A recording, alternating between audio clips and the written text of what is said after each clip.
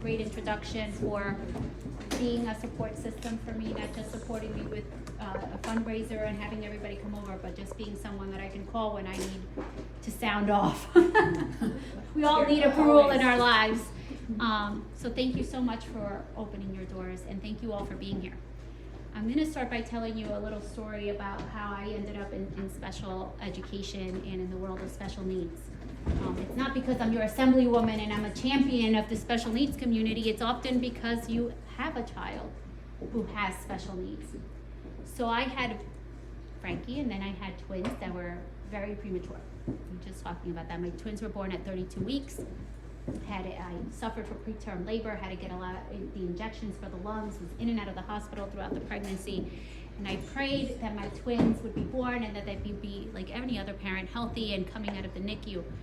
My sons both came home with early intervention. Those of you who are from Livingston and went through that, you all know Trudy. She lived in my house for a long time. So my kids came home with every intervention you could think of, my twins. And when my son Aaron was, I think he reached 16 months, it was Trudy that came to me and said, Rosie, he stopped talking, he's not babbling. He's toe walking and he's staring at all circles. But one thing that he did was that he was also crossing midline. We had gotten them those Etch-a-Sketch boards and he kept doing this repeatedly or flushing the toilet repeatedly because it was all circles. All he wanted was circles. So she said, yeah, I think it's time that you bring him to the developmental pediatrician. And he was no longer making eye contact. So at 18 months, Aaron was diagnosed on the spectrum. Back then it was, ASD. No, it wasn't. It was what was it? PDD-NOS. He was PDD-NOS, now ASD.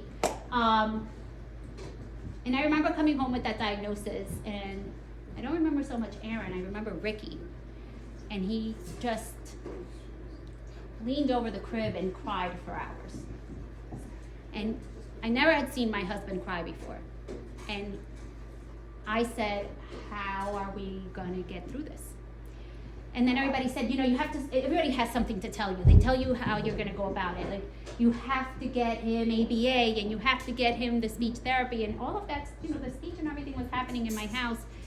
And I'd been a teacher in Elizabeth for now about 10 years, and I said, well, if anybody's going to teach my kid anything, I'm going to go back to school and learn it. So I went back to school to become a BCBA. And then all the services bombarded my home.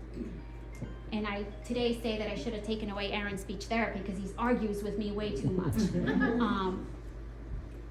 But living through that, I went back to school. Learning how to navigate the system and learning to advocate. If you have full day preschool here in Livingston, I attribute that to me because I was the one that had, spearheaded that in the district. Thank you. I remember having the fight with Larry Russell, and I had really great conversations. I'm going to call them today. He went to Las Vegas after me. Really? I really need this? Okay. Woohoo! I feel like it's karaoke. So when I moved to Livingston, I thought, it's Livingston. We're going to get these great services and supports, right? When my kids turned 3. And I remember the first conversation was,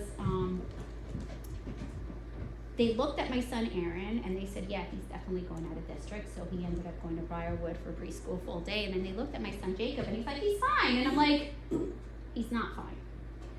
So we had to fight for Jacob for wasting about a year and a half of his life. And we all know that the early years are the most important years.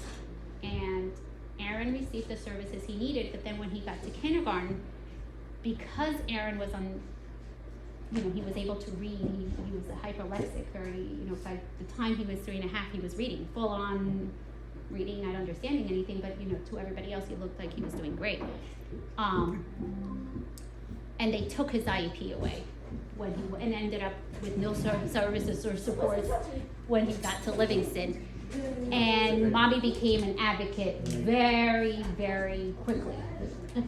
I learned special education law like you would not believe. I was reading case law every 5 minutes, and then I became a supervisor of special services and then a director of special services. And I made sure that I started fighting for every other parent who needed my help and became a parent advocate and was an expert witness for a while, working in litigation on the parent side. So the love of special ed doesn't come because I just entered the assembly. The love of special ed has always lived with me, and I still have my son in school, still working the system to get him the supports that he needs. Because sometimes your child looks like they're okay, but you know, that haircut, have you seen my son? If you see him, he has a huge afro. That's not by design. He hates getting haircuts. So the functional skills, you know, did you take a shower today? I don't want to say that because Ricky's recording and I'm going to embarrass Aaron. But it's our daily struggle and it's our daily lives, and only us as parents know what that is. So when I have a parent like Farul who tells me she's worried about what life is going to look like when their child becomes adults, or you know, when Ben becomes an adult, I worry about that too, just like any other parent, because I know my child is going to need help, and I also know I'm not promised tomorrow. So anything that I can do to make sure that our students are taken care of, and I've been fighting for that, not just students of special needs, but all students in every way, shape, or form. I do believe that I'm also superintendent of schools. If you don't know that, I've been a teacher, then moved up to director of special services, principal, supervisor. I think I've walked in every step of education. My belief when I walk through the doors of my building every day, those children are mine.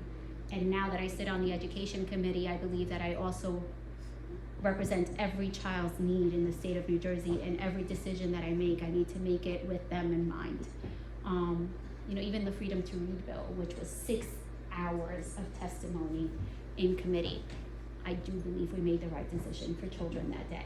So anything that I can do to support students across the board in the state, no matter where they are in their walks of life, I'm going to do that for the benefit of kids. And I got into when they offered me the assembly, I said, wow, wouldn't it be a dream come true that instead of worrying about who decided this law, that I can say I actually was a part of it, meant the world to me. So right now, today I can tell you my kids are very mad at me today. The twins are actually wanted to come for me, so I'm in the process of writing legislation on a cell phone ban bill that already cleared the Senate. Good idea. Needs some tweaks. So like we're working on the tweaks with the Department of Education. So before I came here today, I was writing the legislation to present it tomorrow, but that's soon coming. The cell phone ban is coming. My son is clapping. Frankie's clapping because he'll be out of school when I have him. Don't think he's clapping because In high school? Throughout public school. Good, thank you. Yeah. So, but some parents are not, we'll see when committee happens. It But it did pass with bipartisan support in the Senate, so they didn't really have any issues getting that through. But there's some language tweaks that we need Does to that include the make. watches too? I'm including everything. Yes. In my school district, we're not You allowed. can't bring it into school, is that what you're saying? No, I mean,